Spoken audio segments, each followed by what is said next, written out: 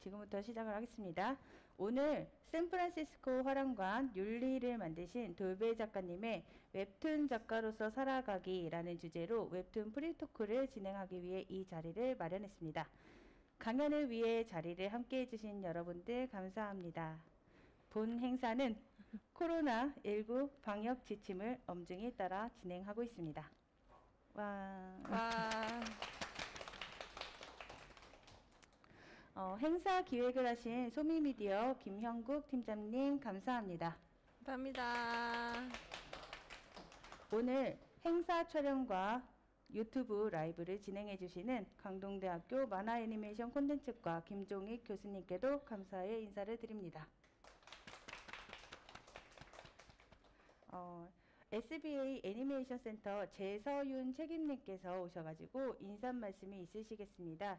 박수로 맞이하여 주시기 바랍니다.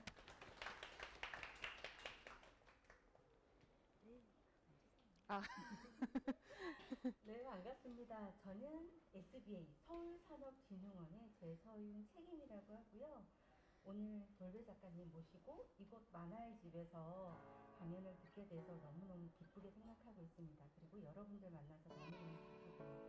제가 나온 이유는 이곳이 어떤 곳인지 설명을 드리고 오늘 여러분들한테 유익한 시간이 되시고자 해서 나왔고요. 이 만화의 집은 300년 만화책 이상입니다. 돌베 작가님 만화 그래서 어디를 빼고 누구나 언제든지 오셔가지고 이 공간을 활용하시면 될 것 같습니다.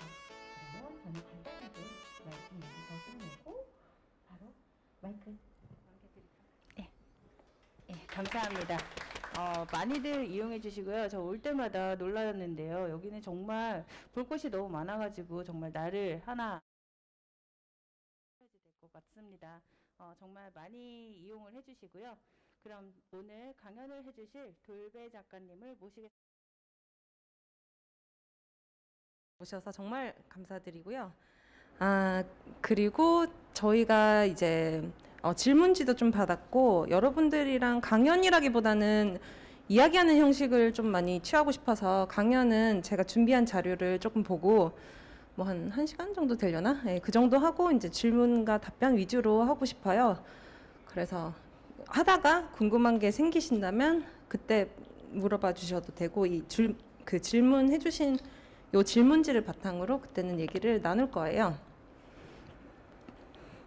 네.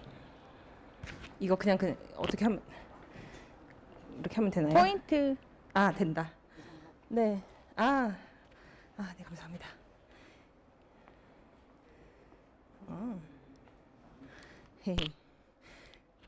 제 소개를 하면 저는 언제 데뷔했더라 내가 2013년에 데뷔를 했네요. 샌프란시스코 화랑관으로 네이버 웹툰에서 데뷔를 하고 그때가 아마 11월 달이었나? 예. 하고 이제 지금 2021년이니까 몇 년 됐냐? 8년? 10년? 2013년이요. 8년 됐네요. 시간이 이렇게. 제가 옛날에 게임에서 다닐 때 경력 5년만 되면은 정말 나는 너무 좋겠다 생각했는데 경력 8년이라니 뭔가 시간이 빨리 가네요. 그때 데뷔를 했고 이제 계룡선녀전이라는 작품을 연재를 하고 또 헤어진 다음날 달리기라는 작품을 연재를 했고 이제 셋 다 완결을 하고 지금은 차기작인 윤리를 네이버 웹툰에서 제작을 하고 있고요. 또 뭐 그 중간중간에 뭐 단편 웹툰이나 브랜드 웹툰 같은 거를 좀 그렸던 것 같고 네, 작가입니다. 저는 웹툰 작가고요. 웹툰을 하기 전에는 그 게임 회사에서 오래 다녀서 애니메이터로 게임 회사에서 일을 했고 지금은 완전 전업 작가로 일을 하고 있습니다. 그래서 저는 스튜디오 돌베라는 스튜디오에서 제작을 하고 있고 네, 앞으로도 왕성하게 창작 활동을 하고 싶습니다. 이거였지 참.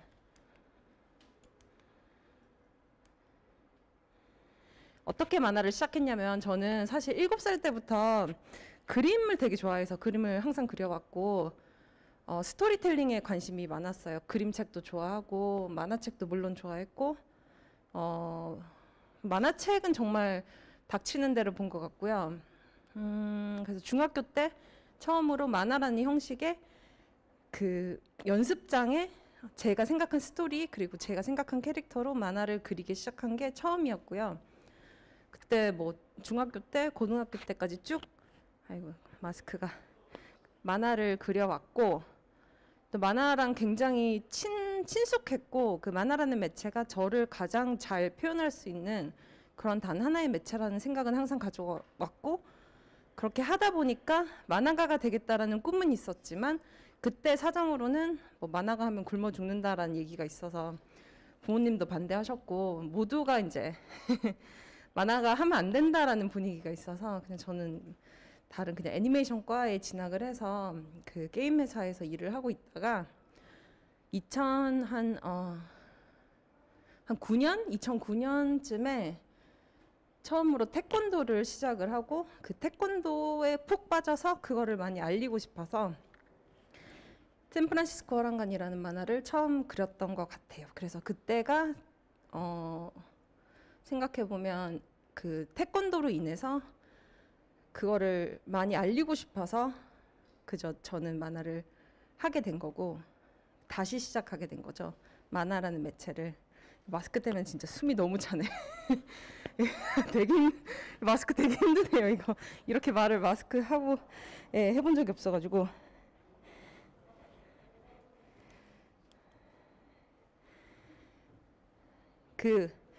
이거는 그냥 제가 혹시 여기 창작자분들 많이 계시나요? 창작자분들 계세요? 비창작 나머지는 비창작분들이신가요? 그러면 다른 일 하시는? 그래도 학생분들이 많이 오신 것 같은데 그죠? 네. 혹시나 궁금할까 해서 제가 네. 앉아서 하겠습니다. 숨이 너무 차서. 네.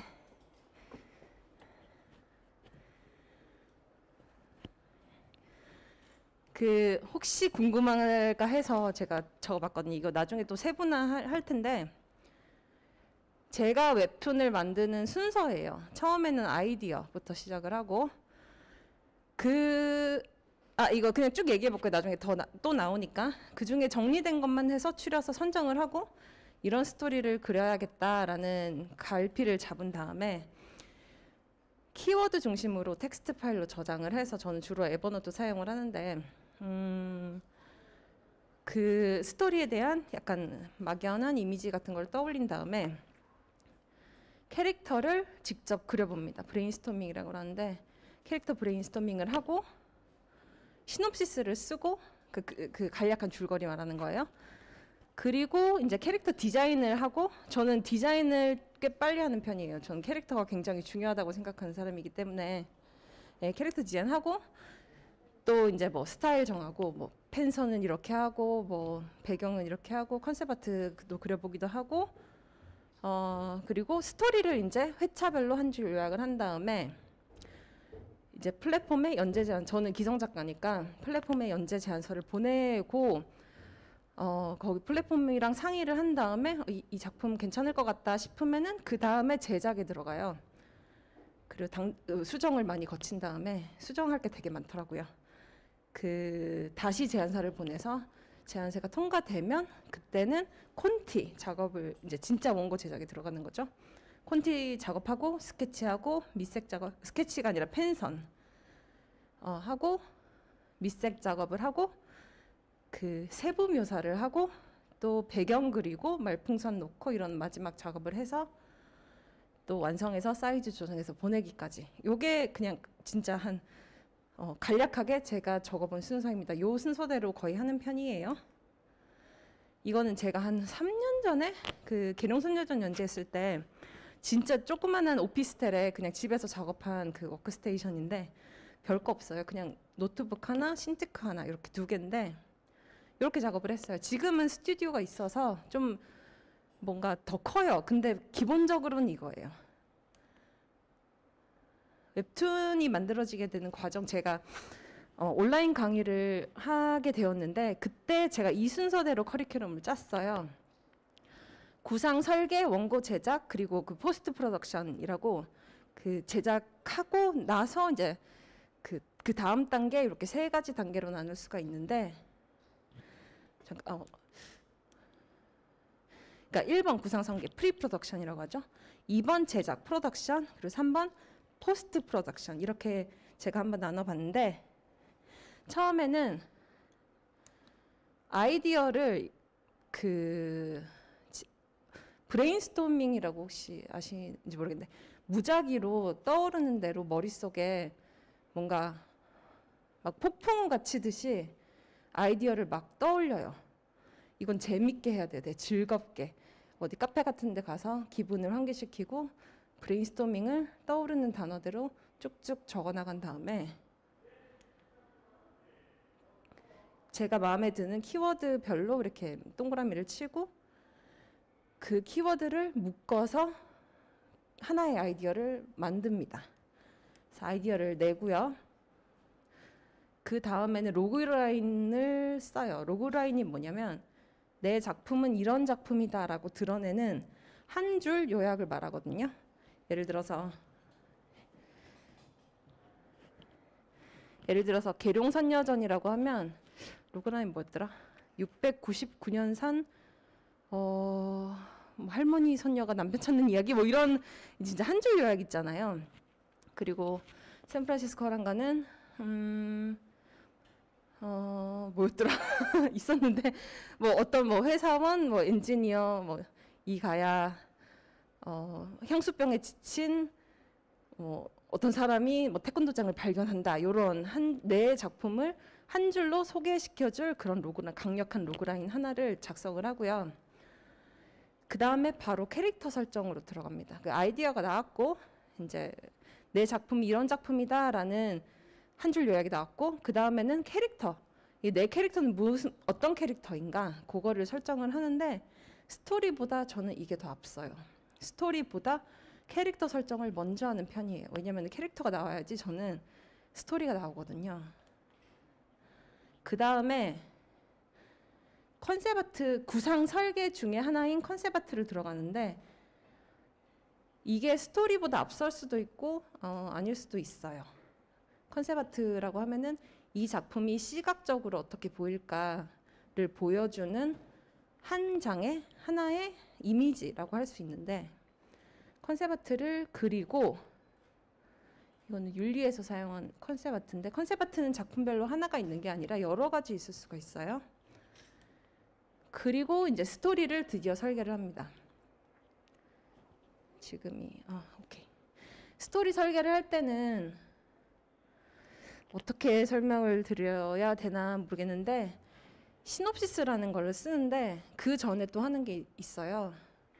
감정 그래프라고 내 캐릭터 예를 들어서 선녀님 캐릭터가 느끼는 감정 그 1화부터 마지막 화까지 이 캐릭터가 뭐 어떤 걸 느끼고 기뻐하는지 슬퍼하는지 혹은 위기에 처하는지 원하는 것을 얻는지 이런 그 캐릭터가 느끼는 감정을 하나의 그래프로 만들어 봅니다. 주로 메인 캐릭터만 뭐 보조 캐릭터 같은 건 하지 않고요. 그 감정 그래프를 만든 다음에 요렇게 스토리가 흘러가겠구나라고 계획을 이제 청사진을 그려본 다음에 시놉시스를 쓰는데 이게 정말 중요해요. 시놉시스가 왜 중요하냐면 이거는 내 작품의 청사진이에요. 그래서 내 작품이 1화부터 마지막 화까지 이렇게 가겠다는 거를 한 장의 여러 개의 문단들로 그리고 그 안에 또 들어가는 문장들로 나타내는 게 바로 시놉시스라고 할 수 있습니다. 이거 쓰고 그 다음이 캐릭터 디자인을 한번 해보는 거예요. 지금 보여드리는 이 예시는 제가 예를 들어서 하나의 캐릭터를 만든다 치면 스케치를 먼저 하거든요. 그래서 이 캐릭터가 외형적으로 어떻게 보일지, 그 실루엣은 어떨지, 그 상체가 클지, 하체가 클지, 뭐 표정, 자주 짓는 표정이 어떤지, 그 뭐 얼굴, 눈 사이는 얼마나 멀어졌는지 이런 거를 최대한 다양하게 한 캐릭터별로 한번 그려보는 스케치를 하고, 이것도 되게 브레인스토밍처럼 대충 해야 돼요. 대충 하고 즐겁게 해야 되는 과정이고요.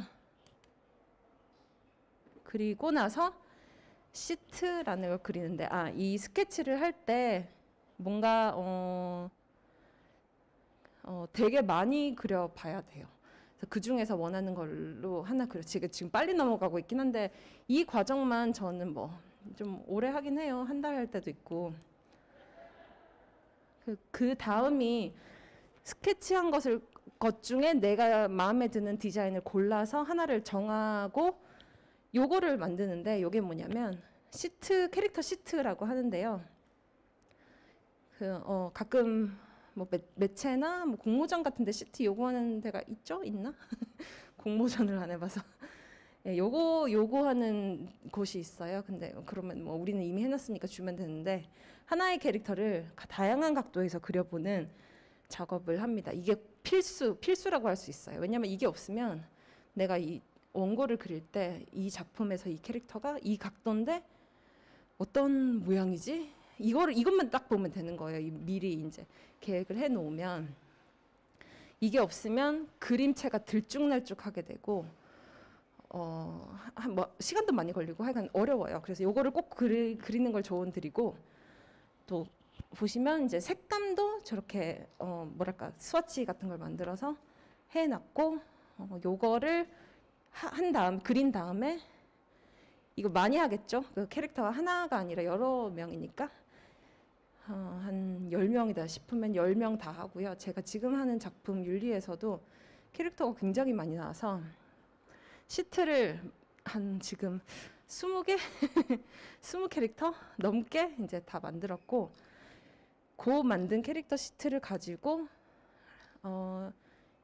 요거는 라인업이라고 하는데, 이건 사실 안 해도 되는데 하면 좋은데, 이렇게 쫙 모아두고 그 덩치, 이 사람 덩치가 크고 이 사람 뭐 키가 작고 이런 거를 비교할 수 있는 하나의 그림을 그려서 여기까지 그려서 편집부에 넘깁니다. 여기까지가 프리 프로덕션이라고 할 수 있어요. 그죠? 뭘 했냐면 저희가 아이디어 짰고, 아이디어 추려서 키워드 만들었고, 캐릭터 로그라인과 캐릭터 설정했고, 캐릭터 설정을 할 때는 이거는 제가 쓰는 방법인데, 이 세 개는 반드시 정하고 가요. 캐릭터 설정을 할 때 캐릭터의 욕망, 캐릭터가 뭘 원하는지를 말하는 거죠. 그리고 캐릭터의 공포, 캐릭터가 뭘 무서워하는지, 그리고 캐릭터가 가진 결핍이나 장애물, 캐릭터가 원하는 1번 욕망을 얻기 위해 혹은 캐릭터가 공포스러워하는 2번을 피하기 위해서 그 캐릭터를 방해하는 존재, 요거 이렇게 3개 반드시 짜고 들어가고, 그래야지 스토리가 나온다고 믿거든요. 저는 컨셉 아트 그렸고 스토리 설계했고 캐릭터 디자인하고 여기까지 프리 프로덕션이라고 할 수 있습니다. 여기 제가 지금 작품 윤리를 그리는 프리 프로덕션이 얼마나 걸렸더라? 오래 걸렸어요. 10년 정도 걸렸다고 볼 수 있어요. 왜냐면 제가 대학교가 아니구나. 어쨌든 10년 전부터 이 작품을 그리고 싶었고, 제가 실력이 안 돼서 못 그린 것 같거든요. 지금도 안 되게 좀 후회하고 있긴 한데 너무 실력이 딸려서. 근데 너무 그리고 싶었는데 그때는 못 그렸다가 꽁꽁 숨겨놨다가 지금 그리고 있는 작품인데, 왜냐하면 지금 아니면 못 그릴 것 같아서 그리고 있는 거거든요. 그만큼 오래 걸려요. 근데 어떤 작품은 한 달이 걸리기도 해요.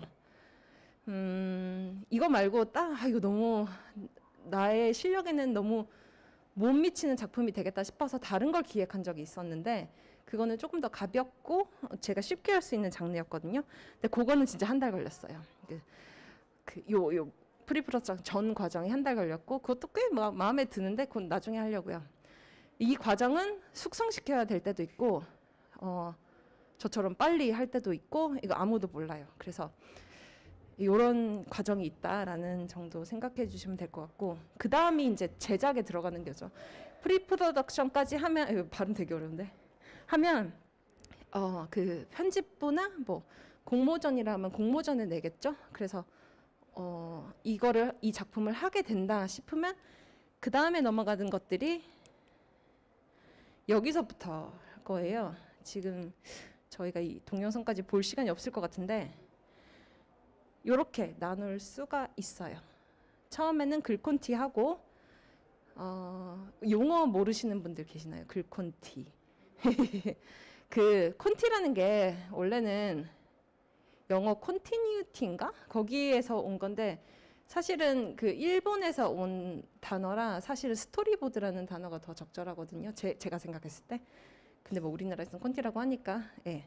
글콘티라고 하면 뭐냐면은 글로 일단 첫 번째 컷부터 마지막 컷까지 글로 적어 놓은 거를 말해요.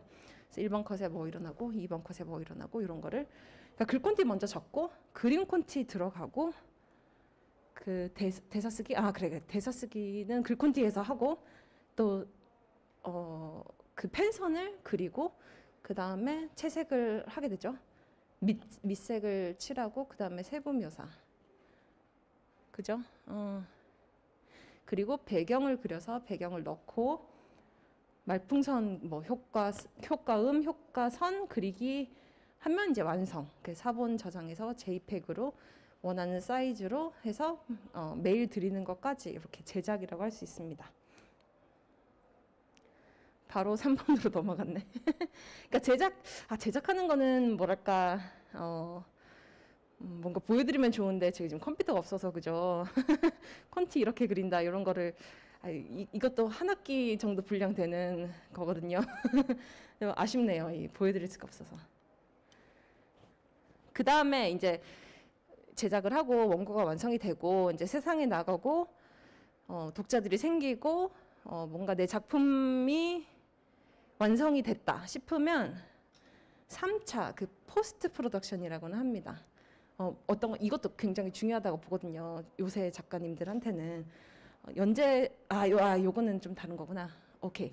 만약에 작품을 해서 1, 2, 3화를 만들었다 싶으면 신인 작가분들은 이거를 또 공모전에 내기도 하고 아니면 연재 제안서를 쓰겠죠. 연재 제안서를 쓰거나 어딘가에 게시해서 이런 작품이 있다는 거를 알리기도 하고 그런 거를 할 수 있어요. 연재 제안서 쓰고 뭐 제안서 보내고 그 연재 요걸 지금 얘기해. 어쨌든 공모전 하거나 하고 뭐 오픈 플랫폼에 연재하거나 SNS에 연재하거나 또 이 작품을 가지고 2차 사업화를 하거나 출판을 하게 되겠죠. 옛날에는 이 부분을 출판부 그 잡지가 있다면 만화 잡지 안에 편집부들이 담당을 했는데 지금은 작가들이 많이 이것을 하는 편이에요. 그래서 이것도 굉장히 작가로서 전업 작가로서 중요하다고 봅니다. 네. 원고 제작은 이렇게 하고 있습니다. 너무 시간이 너무 빨랐나? 제 작품에 대해서 한번 이야기를 해볼 건데 저는 일단 하나, 둘, 셋, 네 가지 작품을 가지고 왔거든요. 처음에는 제가 데뷔를 했던 샌프란시스코 화랑관이라는 작품인데 이 작품은 2013년에 연재를 시작했고 근데 그 전에 제가 배도에서 한 2년 정도를 연재를 했던가? 2년 좀 안 됐던가? 했던 것 같아요. 배도에서 그냥 그때는 회사 다니고 있었기 때문에 병행을 하고 있었기 때문에 일주일에 한 번씩은 못 올리고 2주에 한 번씩 그리고 가끔은 3주에 한 번씩 그 시간 날 때마다 2년 정도 그려서 올렸던 건데 그거를 13년도에 정식으로 이제 웹툰 연재를 했죠. 그때 제가 겪었던 태권도장 안에서의 배움들 내가 태권도를 해보니까 이렇게 좋더라 이런 것들을 많이 담아내려고 되게 노력한 작품이에요. 그래서 그 작품 무사히 완결을 해서 너무 좋았고 저의 첫 웹툰 작품이다 보니까 애정이 너무 많이 가서 제가 이 작품 싸들고 출판사에 가서 출판해달라라고 해서 출판까지 어떻게 하다 보니까 하게 된 제가 정말 사랑하는 작품입니다. 그리고 샌프란시스코를 화랑간을 그리면서 제가 전하고 싶었던 이야기는 태권도 하니까 너무 재밌다. 여러분들도 같이 하자. 그리고 제가 게임 회사 샌프란시스코의 게임 회사에서 회사를 다니고 어려움을 많이 느끼면서 좀 제가 경험했던 이야기들을 이야기하고 싶었어요. 사회 초년생이라고 하죠. 취직한 지 얼마 안 된 사람들에게 제 이야기를 좀 전하고 싶었어요. 물론 저는 그렇게까지 되게 힘들고 그러진 않았지만 그래도 모두가 사회에 처음 나가게 되면 힘들잖아요. 그런 이야기를 태권도와 함께 이야기하고 싶어서 그렸습니다. 그리고 계룡선녀전은 제가 첫 전업 작가로서 그러니까 그린 작품인데 샌프란시스코 화랑과는 일과 병행을 했어요. 그래서 낮에는 게임 회사를 다니고 밤에 집에 와서 9시부터 12시까지 이 작품을 그렸고 완결을 했고, 근데 그 사이에 우리 팀이 좀 망해서 다 나가게 됐거든요. 그래서 저는 이 기회를 잘 됐다 삼아서 한국에 와서 전업 작가로서 하겠다고 결심을 하고 이 작품을 그렸어요. 계룡선녀전을. 첫 작품은 제가 저만 좋아서 남의 시선 신경 안 쓰고 그냥 일기 쓰듯이 썼던 작품이고, 이 작품은 좀 제가 제대로 여태까지 배웠던 스토리텔링 기술들 같은 것도 이용해 보기도 하고 좀 제대로 해보자라고 전업으로서 그렇게 제작한 작품인데, 처음에는 정이 많이 안 갔는데 하다 보니까 정이 많이 가더라고요. 이 작품 안에 들어가는 캐릭터들한테도 친해지고 짧은 시간이었지만 1년 정도 연재를 했던 것 같은데 짧은 시간이었지만 많은 관심을 받았고 사람들이 많이 좋아해 줬고, 그래서 이 작품도 하고 나니까 되게 시원섭섭하고 되게 제가 즐겼던 작품이었고요. 이 작품을 통해서 그냥 사랑 이야기 하고 싶었어요. 그리고 가족의 그리고 상처를 통해서 사람이 극복해가는 과정, 이런 거를 조금 그려보고 싶었습니다. 그리고 샌프란시스코 화랑간을 연재하면서 잠시 같이 병행했던 작품이 헤어진 다음 날 달리기라는 작품이었는데, 이 작품은 샌프란시스코 화랑간이랑 똑같이 내가 아까 계룡선녀전이랑 같이 병행했던 작품인데, 이 작품은 샌프란시스코 화랑간 제 첫 번째 작품이랑 똑같이 제가 달리기가 너무 좋아서 시작한 작품이거든요. 태권도도 좋아하는데 달리기도 되게 좋아해요. 근데 달리기 웹툰이 얼마 없는 거예요. 근데 저는 너무 그리고 싶고 주변에 달리는 사람이 없어서 제가 같이 달리자 그러면 아무도 안 달려주고 해서 이거를 보면은 사람들이 좀 달리지 않을까. 그래서 모임도 만들 수 있지 않을까, 같이 달리게. 그래서 영업하고 싶어서 그렸습니다. 태권도도 그랬지만 이 작품 정말 쉽게 그렸어요. 욕 먹겠다. 왜냐면 스토리 라인도 되게 단순하고 그냥 달리는 이야기고 이 오른쪽에 있는 주인공 이름이 뭐더라? 한태수. 저희 아버지 성함이 태자 숫자인데 너무 좋은 이름이어서 따왔는데, 한태수라는 인물한테 제가 많이 감정이입을 했거든요. 왜냐면 저도 운동 시작하기 전에는 게으르고 과체중이고 몸도 무겁고 참 1km만 달려도 어렵고 그런 사람 나 같은 사람도 할 수 있다. 저런 사람도 달릴 수 있다. 모두가 하는 달리기 같이 해요라는 그런 마음으로 이 작품을 했어요.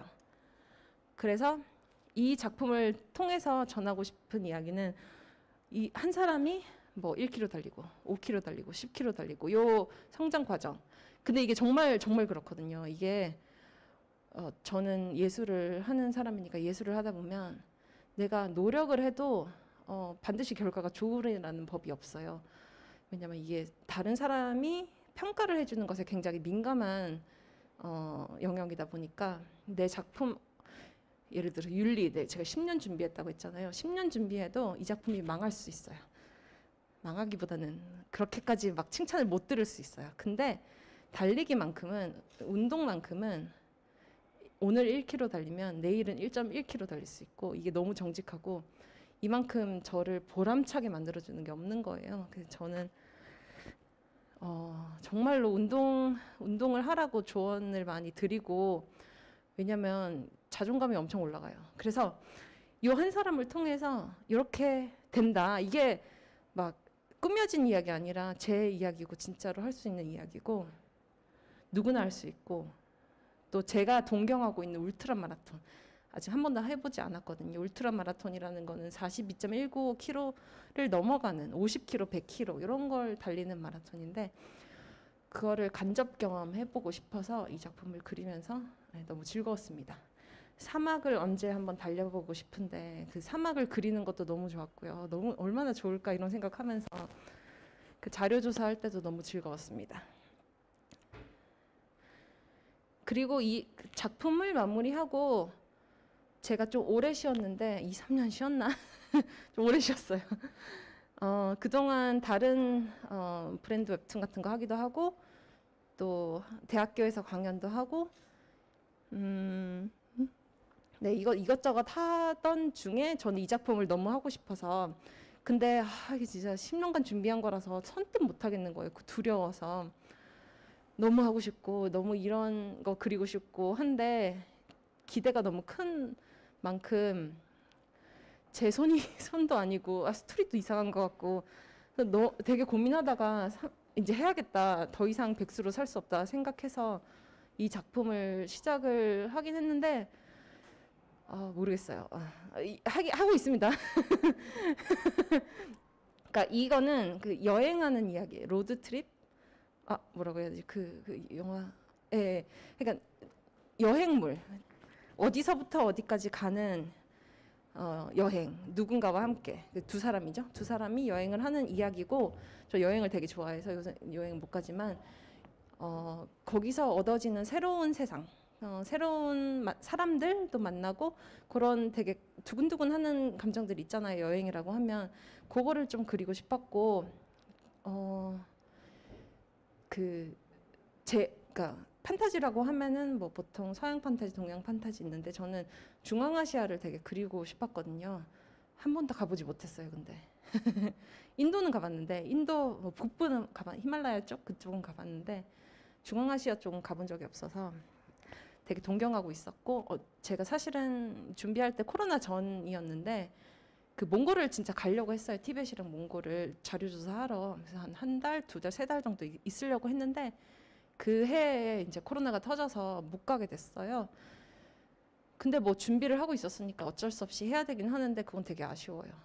이 갔다면 자료조사도 더 완벽하게 하고 그쪽 도서관도 가보고 했을 텐데 아쉬움이 많이 남고 지금도 어쩔지 하고 있지만 네, 좀 어렵습니다. 네, 끝났네? 어떡하지? 시간이 너무 빨리